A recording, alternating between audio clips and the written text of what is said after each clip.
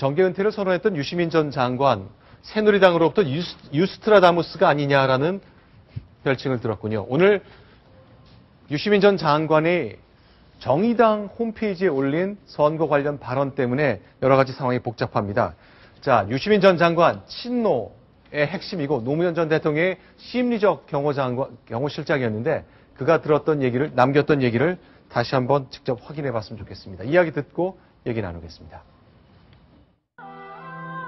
박근혜 후보가 대통령 되면 사람들 엄청 죽고 감옥 가고 또 호가호위하는 황관정치 될 거다. 박근혜 후보가 대통령 돼서 잘할 수 있는 거는 의전 하나밖에 없다. 그렇게 말씀드렸었는데 불행하게도 그렇게 돌아가는 것 같습니다.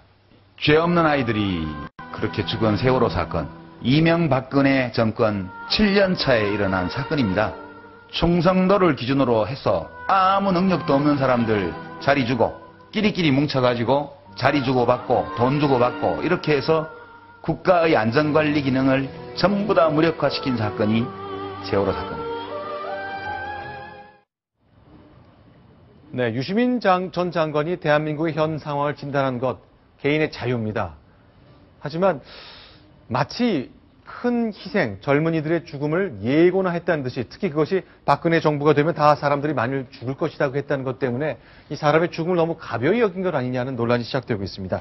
관련된 얘기 좀 나눠보겠습니다. 어떻게 봐야 되는 겁니까?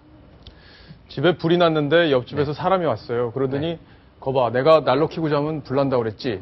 이렇게 지금 얘기를 한 꼴하고 비슷한 상황입니다. 네. 지금 마치 자기가 예언한 대로 되지 않았느냐 이렇게 얘기를 한 건데 사실 이 아이들의 죽음을 놓고 이렇게 정치적으로 이용할 수 있다는 오해를 받을 수도 있거든요. 그런 부분들은. 그래서 장관까지 지내신 분이고 또 노무현 정부에서 실세로 불렸던 분인데 이렇게 좀 국민들의 마음에 상처를 주는 말은 하지 않는 게 좋지 않았을까 이런 생각이 듭니다. 네. 자, 일단 각 당에서는 이것 때문에 오늘 난리가 났습니다. 새정치민주연합은 침묵을 지켰고요. 새누리당에서는 이런 비판을 내놨습니다. 대변인실을 통한 건데요. 이런 비극적 참사를 예언한 것처럼 떠들다니 유스트라다무스라고 불러주길 원하는 것이냐.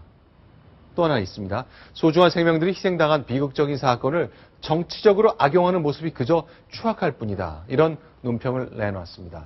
하지만 정의당에서는 좀 반론을 폈죠. 예, 정의당에서는 우리나라의 근본을 바로 잡아야 한다는 것을 경고한 거다. 틀린 말이 있느냐?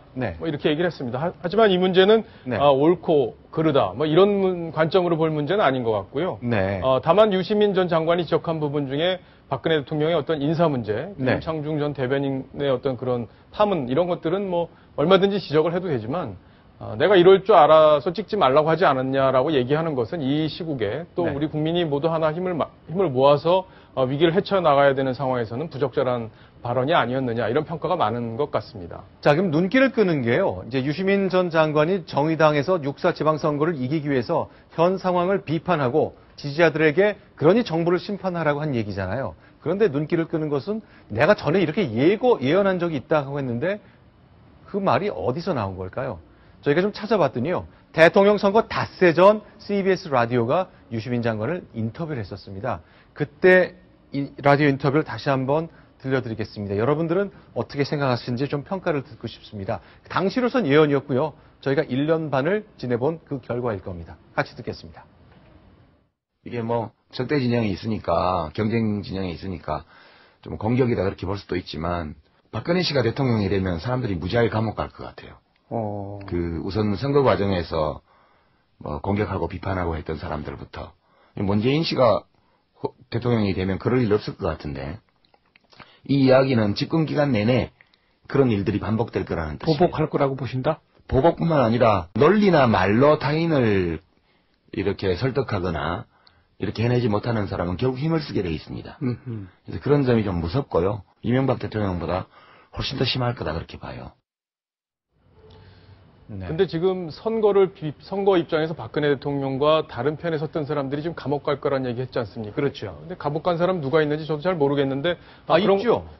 그 구체적으로 어떤 사람들이 갔는지, 갔는지 그런 것도 설명을 좀 해줬으면 좋았지 않았을까 싶습니다.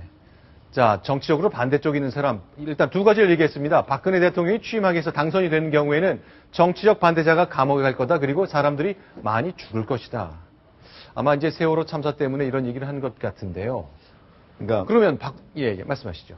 유시민 전 보건복지부 장관이 설령 대선 전에 그런 얘기를 하고, 즉 박근혜 대통령이 되면 많은 사람이 감옥 가고 죽을 것이다 라고 얘기를 했더라도 이런 세월호 참사가 일어난 상황에서는 오히려 가슴이 아프다 이런 얘기를 먼저 해야지, 그것 봐라 내가 말한 대로 되지 않았느냐, 나 그거 맞췄다 이런 식으로 얘기를 하는 거는 이 중진, 그리고 국가의 정치인으로서는 중진이죠. 그리고 어떻게 보면은 장관까지 마치고 나서 나라의 어떤 지도자 중에 한 사람, 리더 중에 한 사람인데 적절하지는 않은 것 같다라는 생각이 국민들이 할 것 같습니다. 네.